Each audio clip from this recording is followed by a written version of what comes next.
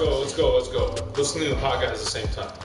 Don't really feel like talking these past couple games. What I'm doing, I'm just a unicorn type, power forward.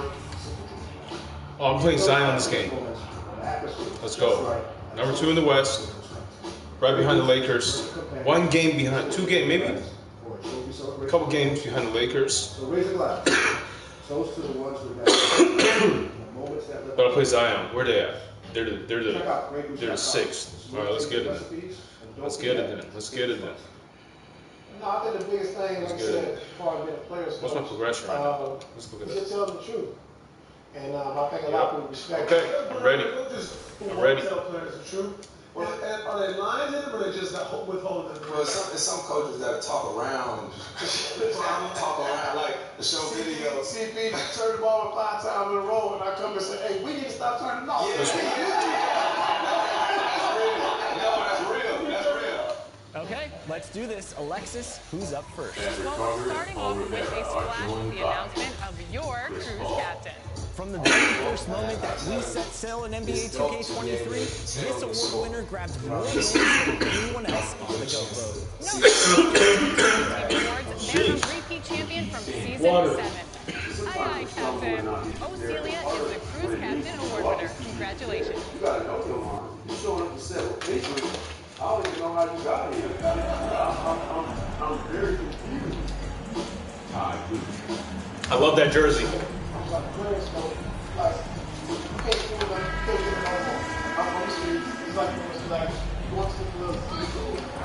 Hey, it's an exciting time of year with playoffs on the horizon. Grant, teams start changing up their rotation with postseason in mind. I'm not a big fan of that. Let's go. Seeding is so important in the postseason, but I don't think it's time to start experimenting. It's still about winning games and getting into the best position possible. I'll look at the Pelicans starting group. In it forward, it's Williamson. Then there's Jonas Valanciunas. Then there's C.J. McCollum. And it's Daniels in at the 2-guard spot. Here's Daniels. Ingram finds Williamson. Damn, he's too strong. He's too strong. Ingram. Don't sleep on Ingram as a facilitator. Has the size to see over defenders and make sound decisions. And where was the defense on that play? No excuse. You have to be aware. He should be on your radar all the time. Damn, he's good. He's strong. He was an effective passer, so we know he can slide over man for sure. He took. Such confidence as a passer. He hits guys in stride and makes it look easy. Make a mistake. That's this year. Outside Ingram. There's McCollum with the 3. God, he's so strong. Pass to Valanciunas.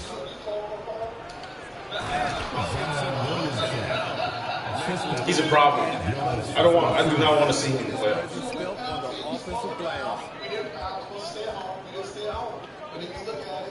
McCollum against Lillard. To the inside. Yes, sir.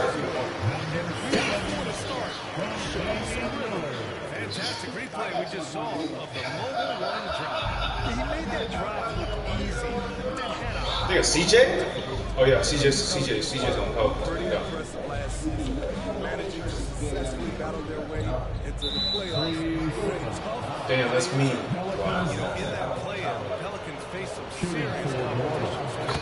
They defeated the Spurs and the Clippers, which was no easy task. But the Pelicans were ready for the challenge and ended up securing a playoff berth. At around 2 minutes played here in the first quarter.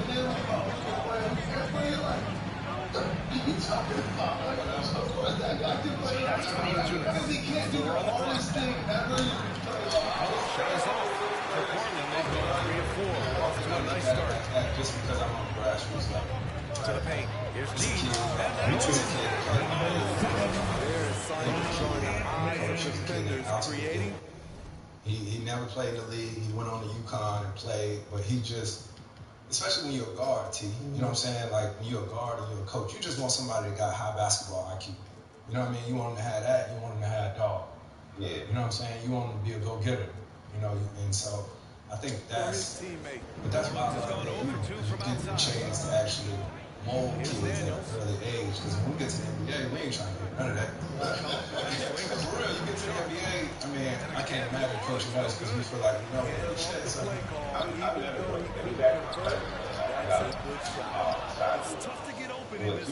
so strong, I can feel it.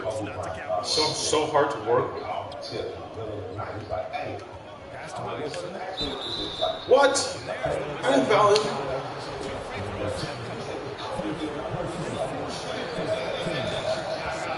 I took my wife, I made sure I hanged when you took the picture. I was like, wow, my favorite place. I was like, oh, man, And one, let's go. You better retire on me. I said, I don't really know who I'm going to be like, yo, man, you're going to play golf and shit. Who should I look to follow, you know? He's got to tell you, it's this kid, he can stay healthy because he's skinny. And I'm looking at Kobe like, nobody, on television side, y'all never seen him in person. He physically wasn't impressive. He was thin. Wait on me. I used to wonder, like, he was doing that so much up front. It looked like I was 8-man street fight, you know? And he was like, man, this is a kid. He said, he said, but I can't keep him. And I was like, who is this kid? And that's when I saw watching Steph State So Kobe is one of those greats who I think identified because we reminded me of Hercules. Like, we knew he was at some point the god Michael Jordan, but he's one of the players I really saw have the desire to defeat his idol, and that's athlete. It's like, as a rapper, every time I get on, I heard people out with a home, or we want my rap partner, L. Like, my goal is to be the most motherfucking track. And track, you want to be the best one. But when I see him in the jungle too, I walk up to him like, hey. Shooting the rock in this first quarter. McCollum. Don't lose it. So, talk about AU, you don't just coach any. Did I read correctly that 12 NBA players in the AU program?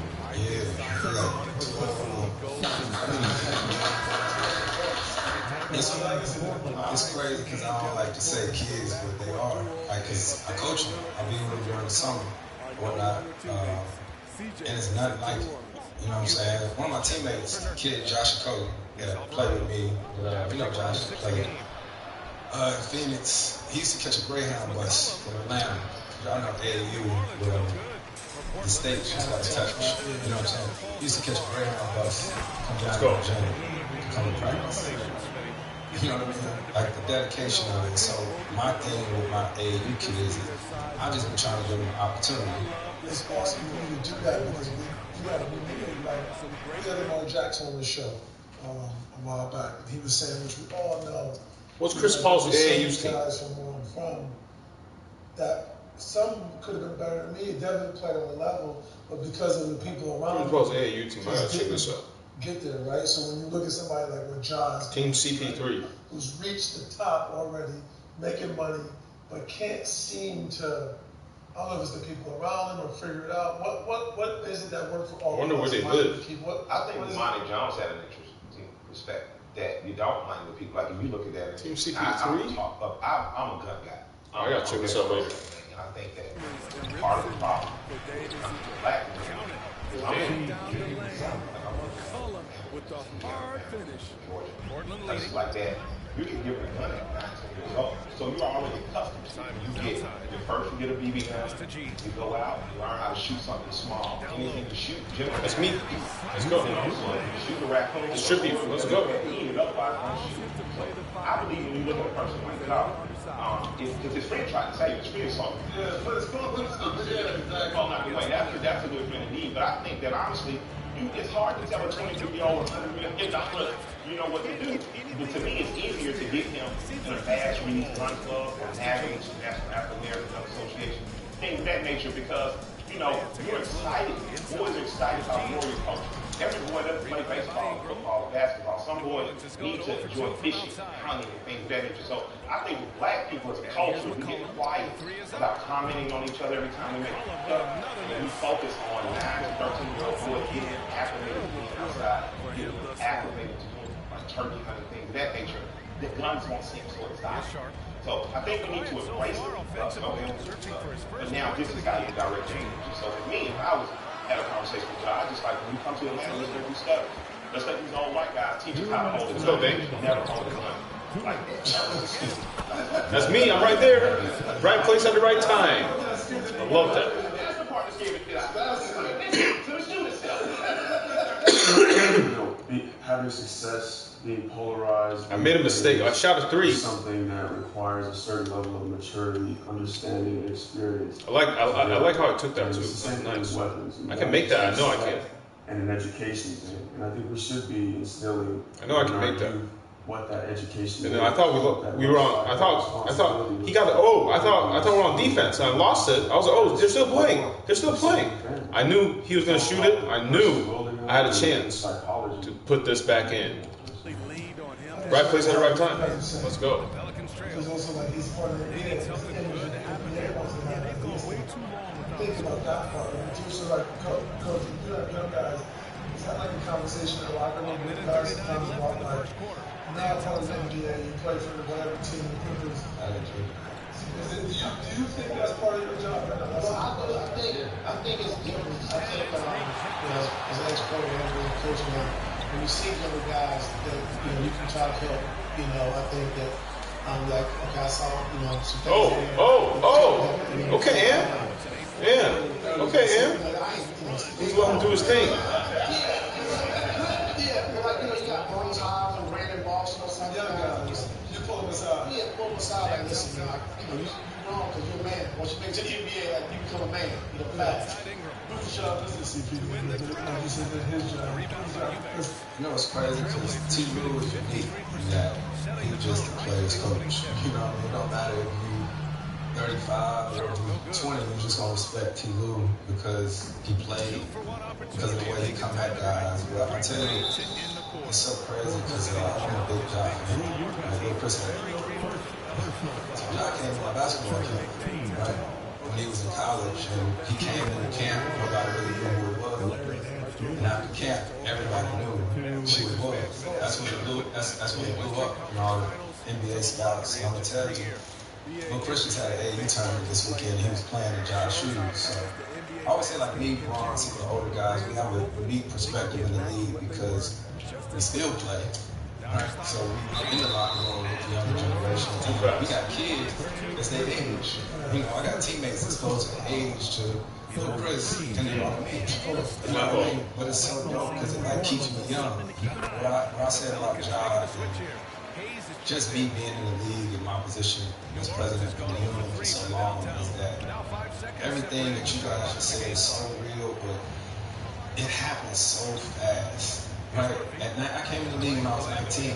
I had $151 in my bank account as a college student. I declared for the draft, got an agent. The agent offered me $100,000 up front money. Right? Luckily, I had 2 parents. Right? That's too damn much. Right? But they said $25,000, cool. Right? So you know what happened? I was at Rick, right in Winston. I went to the bank right up the street just so I could see what the statement looked like. Right? Because we young, we ain't never had no money like this. I went and got the statement. It said $25,150. Right there though. No education came along with it. Right? First thing I did, I went to the mall. Took my girl to the mall, Jay Gray and his girl, went to the mall. We went to the mall. What mall? We went to the clothes store. We went to the clothes store. I said, everybody what you say.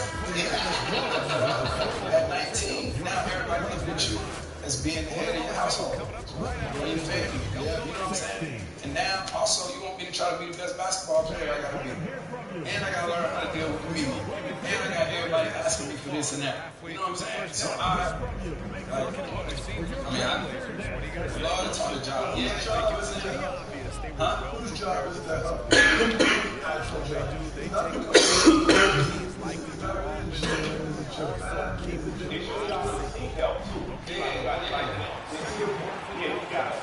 Even though you're young, you gotta understand. You don't have to have all the answers, but I do have a responsibility because you have people that are looking at you you have people that still going to be responsible for you. So I think you're supposed to seek mentorship, and I think that older black men in particular should offer mentorship. And mentorship to people who are on the internet and on IG is not something charging $30,000 to give you advice. Mentorship is free. The $30,000 is so to be advice. And you're so to be, I better damn well keep the results. It's so important. It's so important for you mentorship is a good thing. I was walking out of the mall one time, this dude came up to me, I think it was like 20-something, like 25 or something. He come up and he's like, hey man, you know, I appreciate your work. I'm an actor and I want you to be my mentor. And I thought it was weird because I was like, it's grown. Like, why are you telling me? But I just had never had that happen to me before, and I didn't know what a mentor was. I didn't have one. I didn't know that was a thing that could be a thing. And, you know, after I ruminated on it and thought about it for a while, I was like, damn, I could be a mentor. And I understood what that connection actually meant. It's exchange of information. I dunk on him, bro. Helping each other. And that's a dunk on, bro. A stepping stone for each other. That's a dunk on. To get the knowledge before we got to learn it the hard way. That's a dunk on, bro. You got to use a lot more of that, like, you know, interchanging and transferring information, especially upon youth when it comes to being financially literate. I remember I got my first check. It was like, I was grown at this point. I was like 20, but I hadn't seen that kind of money before. And it was like, you know, I got like, it was like maybe $130,000 in a check or something like that. It was just crazy. It was like this car that I really wanted, you know, like that. It was just like, that was the only thing that was on my mind to get this car. And, you know, I didn't have credit, I didn't have anything. I walked into the dealership with a duffel bag full of money. And just set it on the counter, like, here it is an exact amount for how much the car costs. And then they counted all the shit out, and I'm sitting there watching them count it out, and then I drove off the lot, and I was broke. So that's my fault. And I of course, learned the value in learning how to, you know, spend and use your money, because then I'm struggling with a check. I mean, I'm struggling with my rent the next week and trying to figure it out. Like, this has to be backwards. But if I had someone that was a mentor, someone to tell me, someone to just reach out to and say, hey, that's not how you spend your money, that would have been very The other thing, too, you gotta be vulnerable. You gotta be willing to tell people what you don't know. Because some people will just talk to you, but they haven't done the homework or done the research. See, what year was that when we was with the Clippers? 13, I think. It was a while ago. But me and T. Lou got real close, like real fast. And when you got a coach like that, that you respect his opinion, and what they say in the league, they say that's like the furthest 2 inches. Good pass, yo. Good pass. Man, I rammed that boy, bro. But T. Lou, man, our team changed drastically when he left. Because he just shot it to a straight. You know what I'm saying? Regardless if you wanted to hear it or not, whatnot, T. Lou was like that. And I appreciated that. I respected that. I mean, I ain't played for him as a head coach, but I'm sure it's still the same way. Like, body him. Body that boy, bro. That's arm going through me. You know, a lot of times they like, you know, cuss you out, whatever. You might be mad, but they root themselves. Tomorrow they come back, like, you know what? You're right. You know, yeah, no, boy. To tell you the truth. Damn. You know, I think a lot of people respect that. Was nice.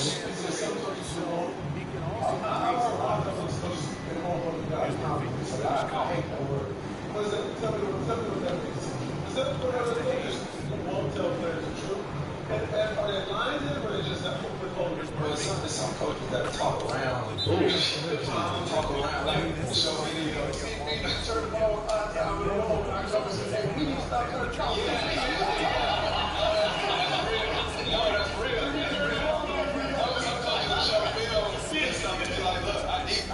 Our defense got to be better.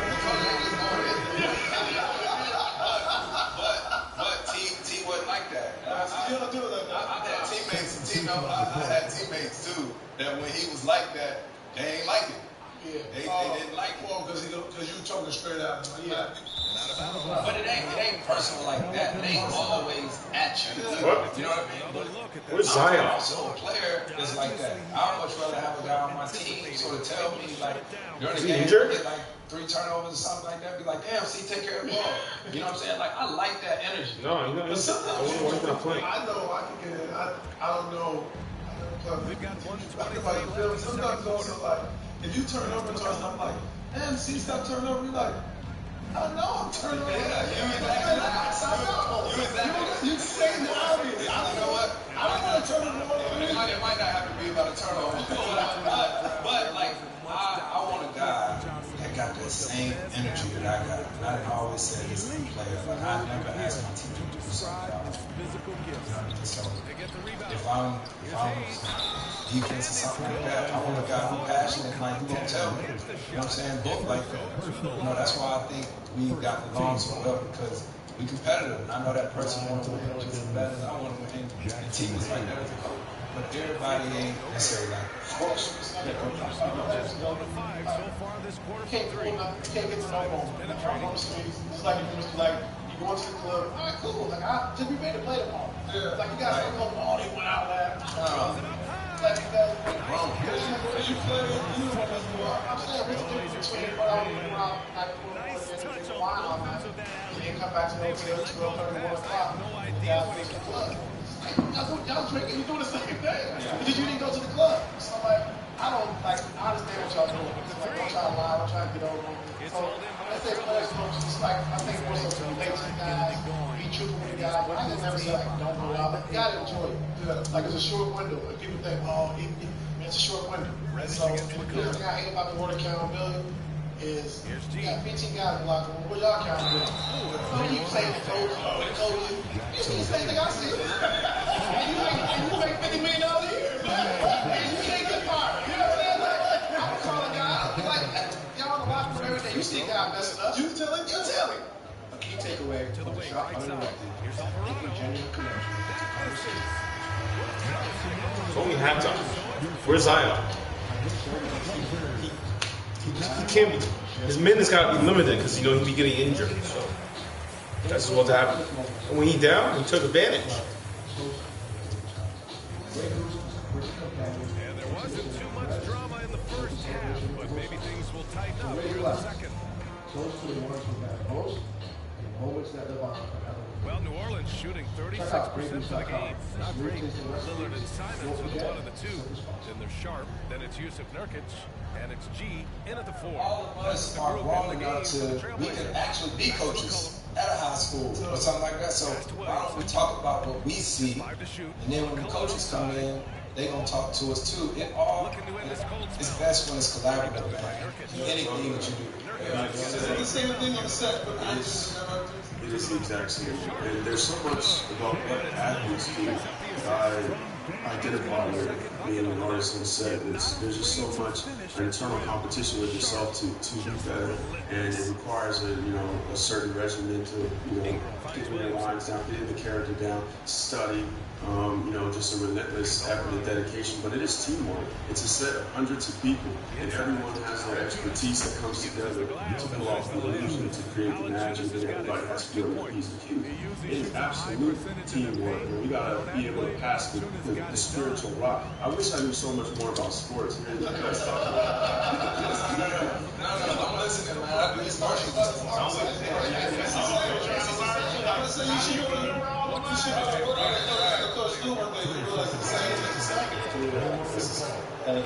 Chris said he knows when he's had 3 turnovers.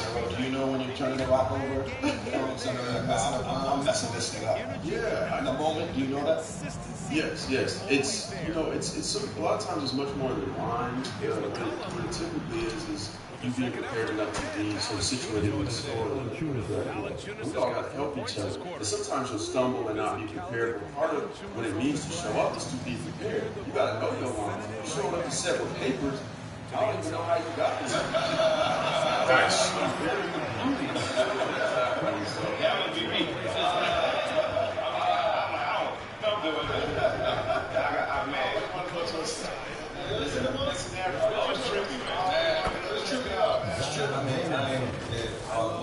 I've been doing these commercials for a long time. So it's crazy. But for me, it's crazy like to hear that, because everything you just said was so real. Like, I've been on set now doing all these things, and people come on set and they be like, let's do such and such. Can we talk to you? What? Like, I'm a human. Talk to me like a human. Yeah. But what he just said was crazy, because this is the thing that makes me mad, like when you're on set. You'll like be in between shots and the director or something like that will be right there. And then like the talent agency, they'll come over and like tell the director, can you tell him that we need him to talk a little bit louder? I'm standing right there. I'm standing right there. And I'm like, you're the ad agency. That's what excuse me, can you tell me? I can hear you. Right. And then I asked questions and they said that there are some like, actresses who will be on set and only like one person is allowed to talk to them, to give them feedback. If you need me to talk loud. It's really crazy the lengths people will go through to be passive aggressive in certain fields and not be able. I'm glad he can do that. I'm glad he can do that. In some roundabout way. Catch it on a dime. I feel like it's contract language translated.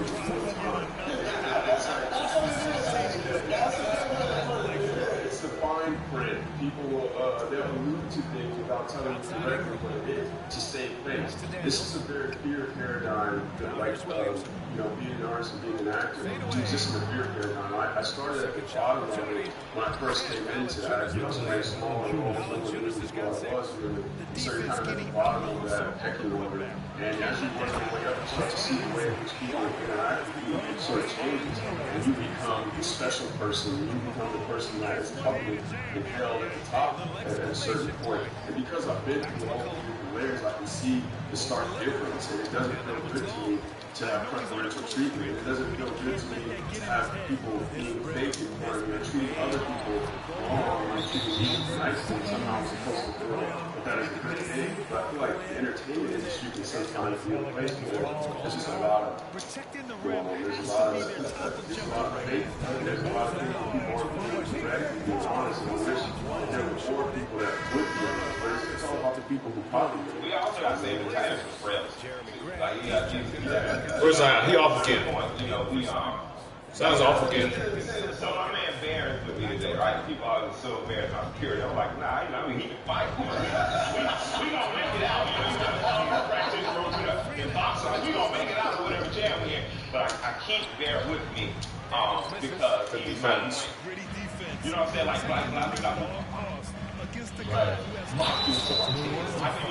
let's go. We get out. For the all West Side team. And I love that about him because it's oftentimes the most valuable person in the King's Court is a jester. Who's the only person who can tell the king a joke. I mean, the truth who can tell him a joke.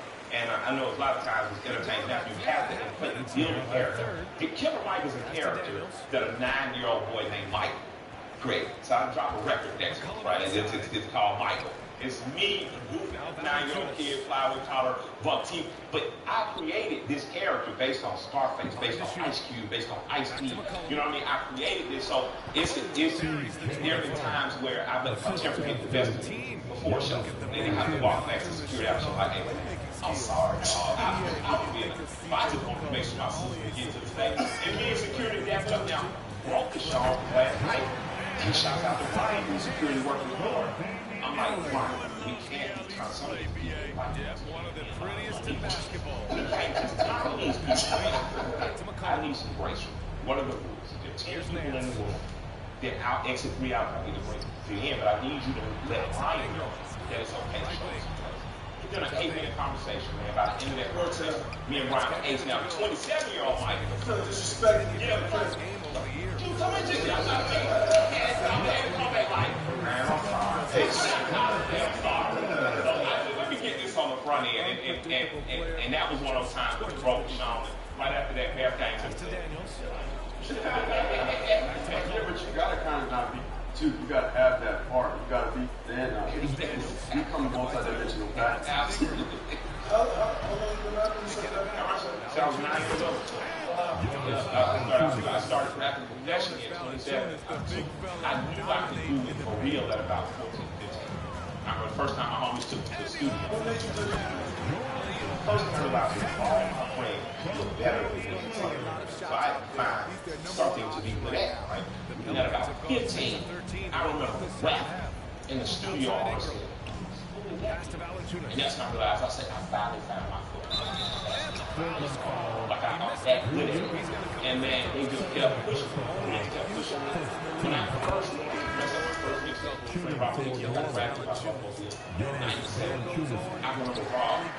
Rob knew if I was trying to figure out, I was going to pound with it. And I was going to figure out. Getting the kid by the president. Yeah, he knew. He said, hey, big fella, and he said, like, don't ever complain about your job. Because God gave you what you wanted, so don't complain. He said, I'm about to send you something. And he sent me a few grand just to press up the tape. I remember going to the bank and giving the check. He sent me in a nice thing. They're like, you ain't got a lot of money. And I understand that he wasn't at the time, but so it meant even more to me that he did that. But after that, I just never looked back.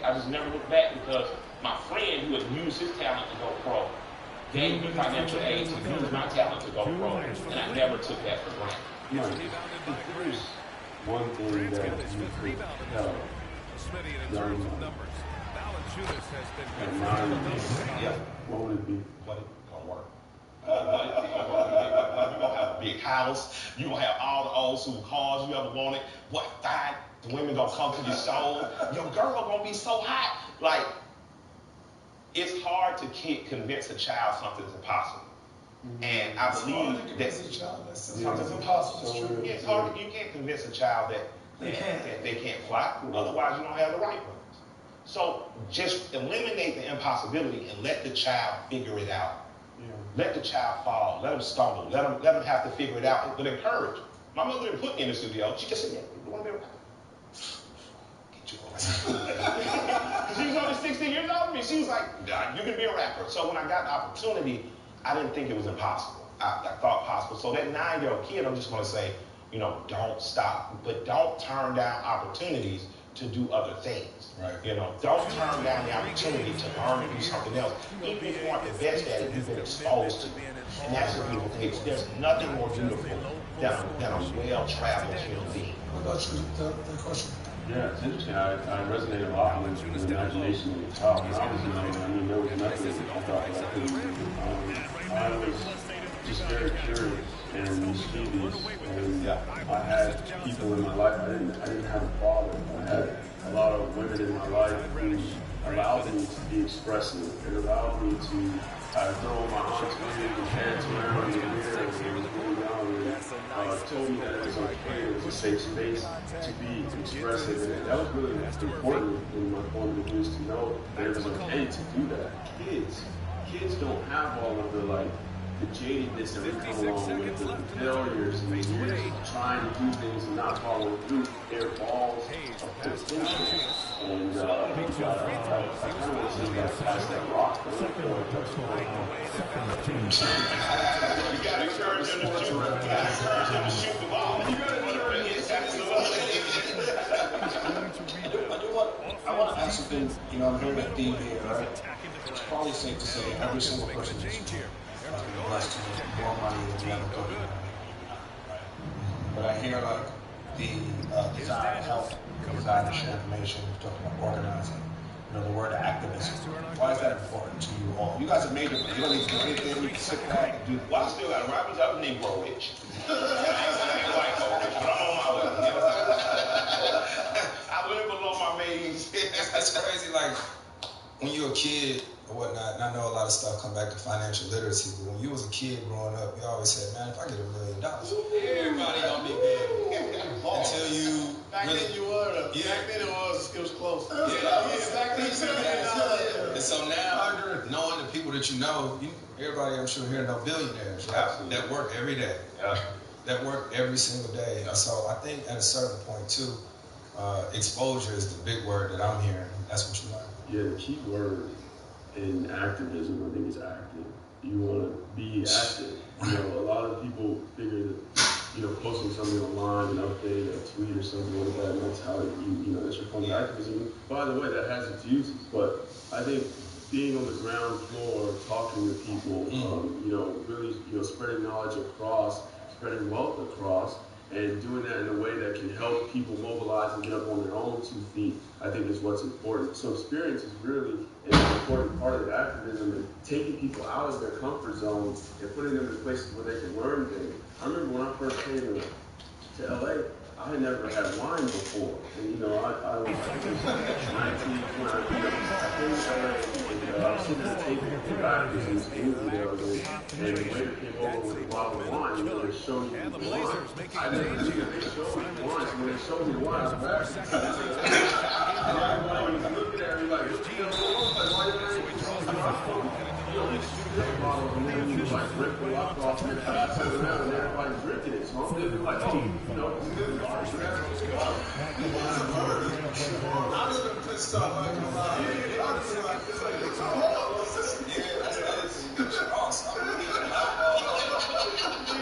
it was crazy, but I really didn't know that I had to learn, you know, different etiquette. I had sushi before, so I was like, y'all eat raw fish? They're like, yeah, you know, you dip it in the thing, chopsticks, I'm using them like that. But it's like, you know, you learning and being exposed to those things, you find out they're not really too much different than what you know. You end up understanding. It's really just molded into a different game. So like, oftentimes I bring some of my homies in and really upset after the 16 or whatever, but you have an accolade for climbing it. As I told you, climbing is music. How important is that, right? Like spreading, you have a book coming out, you know, lessons. Like how important is spreading and learning the failures and lessons?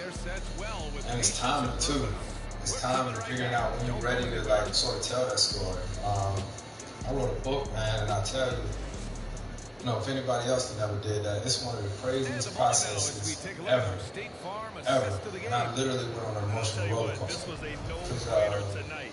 It's called Lessons from Papa. My grandfather got murdered my senior year in high school, right, by 5 teenagers. My granddad was my best friend. I mean, that was my right-hand man. I lost my grandmother when I was 8, and my grandfather, he had the first black-owned service station in North Carolina. So in my book, I'm talking about that, and through the process of writing the book, some of the stuff I hadn't talked about, I had to relive it, and I did the audio for my book too. So it was one thing writing it, so I got videos when I was doing the audio book for like just breaking down, you know, because it's like therapy, right? To tell black people, you don't need to talk to about nobody, but this is like therapy for me.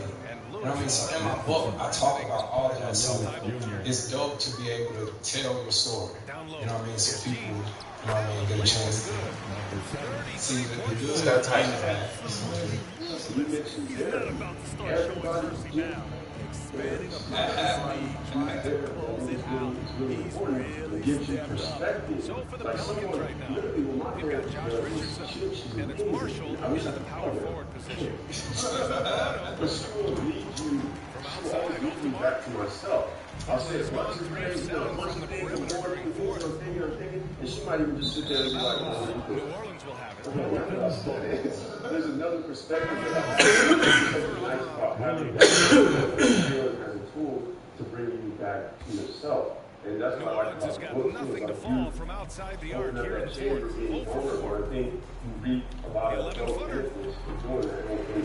The more we can encourage each other to do that, before we get into all that, you obviously, he talked about Atlanta. He talked about you playing Atlanta. What is the show that represents Atlanta? What does that place mean to you? Recently, we've seen a few super teams put together. the first time I went to Atlanta, I was very excited It's all about execution on the floor. In the U.S. And the biggest factor that sometimes can happen with super teams is health. And that can be a big factor in upsetting your plans. You know, you've got a lot of Richardson finds Hayes. But you don't see black people popular. I mean, it's the same and a closer look here at the scoring breakdown for the Trailblazers. And they feel like, wow, the potential of what black people be when we're congregating together. And another thing they did well was feed the ball into the paint. Be on the show that was like a real, we're taking the black experience and kind of like trying to polarize it and make it digestible, understandable to people that may not understand it, and also give voice to we're talking about black. So he picks up just one from the line that time. Been able to get to a point where you was able to bring the city back and express the city to the masses from his perspective. And that was something I thought was real special, and that more of us should be doing, is taking ownership of our heritage and him being the one that's fitting, it's like nobody else is telling us what blackness looks like. This is coming uniquely from a black man. You know, you get a lot of scripts by other people who don't live our experience. They want to tell us what being black is, which is also why it's important to be selective. I need to get your point of view, and I admire all the athletes and artists that I meet. I say, buy something in Atlanta. I said, I don't buy a house for your baby mama, your mama. Why Atlanta? Well, why Atlanta? Because you're not playing from a defensive position. Atlanta's more than just a black city. It's a city. 1906, there was a huge riot there, right? Something gets worked out between the white class and the black class to say, hey, we're going to be a southern city that destroys itself. And at this time, it's known for trains. Trains are coming through there. All the commerce that comes to the southeast, all freight is coming through there. And they're like, yeah, we can't do this again. So the first black millionaires, people like Alonzo Herndon, who started the barbershops, that was all black barbers, but only served white businessmen. And then he learned about insurance. He said, well, we don't have life insurance. So he started becoming a broker for insurance. Built the largest, and this is like 1900, early 1900, built the Atlanta Life Insurance Company. Atlanta has always been this peculiar cooperation between black and white. William Hartsfield, white mayor, understood that aviation was the future. Trains weren't going to be the future. Gave them like a 50-year contract, but $1 a year. They ran them out of town, really cool. But that contract made us a huge Delta hub. You see black people leading from the woman that put me on the billboard at Delta up there, who leads their marketing, to the woman, to people who live in Atlanta playing. Unless you're going to Jamaica House, you don't see all black. I would like to see more black people and white people who are truly allies and co-conspirators to bring you to Atlanta, make a real investment, and help this city grow so that we may be the prototype of what we want to see other cities throughout the South. Yes. I talk about all my businesses. Tonight's win gives them 45 on the year. And with the win, You talk about this, like the next other match is scary, very scary. Like, what was that like? That's kind of different than most of the things I've seen. This was a sensational game. It was a Disney game, so for me, just the scale was different than anything I had experienced before. Day one, I'm taking a walk with the CEO of Disney, the guy who's the Mr. Disney guy. One thing that I found quite striking was that his shoes they were just some dusty, like, old Nikes. And I was like, this is both. If there's any indication that you're woke, is that you're not worried about what kind of shoes you got on, because it really don't matter. They're used specifically for utility. And it was a beautiful gift experience. I never experienced anything like that. It's Hayes with the rebound. Hard to convert against that kind of defensive pressure. The rim protection and fire. He's a great man, yeah, he's so cool. Yeah, it's so fun. And it was Owen Wilson and all the people came together, working all that, and Justice Hill was like directing black. It was like, no, we were both. I'm cast as the lead of Disney movie, and I'm black, and he's black, and he's black. So we go to all of them, we go at each other. We got to that position where we wanted to try to put it into integrity and blackness in this space, because we know a lot of times it's just not represented that way. So we're everywhere we could, dangerous. When I came into the role, they said, what you want your hair to be? And I said, dread. And first people kind of like, dread. And I'm like, just trust me. And so they put the dread wig on me, and they're like, oh, dread. It's dread. I'm like, yeah. It's the little things we gotta do to put ourselves in positions to be seen in our many multifaceted ways. I don't even really like to call them dreads. I rather call them locks, because there's a negative connotation. I get to ask one selfish question every episode, and it's for you, Mike. You have a project coming out? Yeah, I have a project named Michael coming out on July 16th, interestingly enough, on October. And rumor, so first, congrats on that. Rumor has it you got one of my favorite artists, one of your favorite artists, Andre 3000. Yes, Stacks of the Future jumped on. Talk to us about that. Like, I'm Dungeon Family. We're Dungeon Family. I always wanted Dre on something. I sent him stuff over the years. People like, Kill, that's hard, man. That's hard, but I just don't feel like rapping right now. Like, God damn, Dre, you know what I'm saying? Like, I just lost my thing for it, Kill, But and he said, I came out here, I flew, no idea, executive produced the project, and I learned so much working with him. It was like playing under a player's coach. You know, it truly was that. And Dion says to me, he says, I got to show you how to use problems. And I'm like, you talking about problems? I got the hottest mixtape in Atlanta. Nah, we gonna make this an album. So he says, I asked him, I said, can Drake come in and hear it with us? He said, yeah. Drake comes in, hears it. And this time I'm not asking Drake, but I can't take another note. You know what I'm saying? And Drake comes back. He said, Kill, I want to leave you something. I said, well, he left a bunch of records. He said, you know, pick what you like. I said, like that I like for you. He said, no, for you, for you. You know, I turned into like a girl.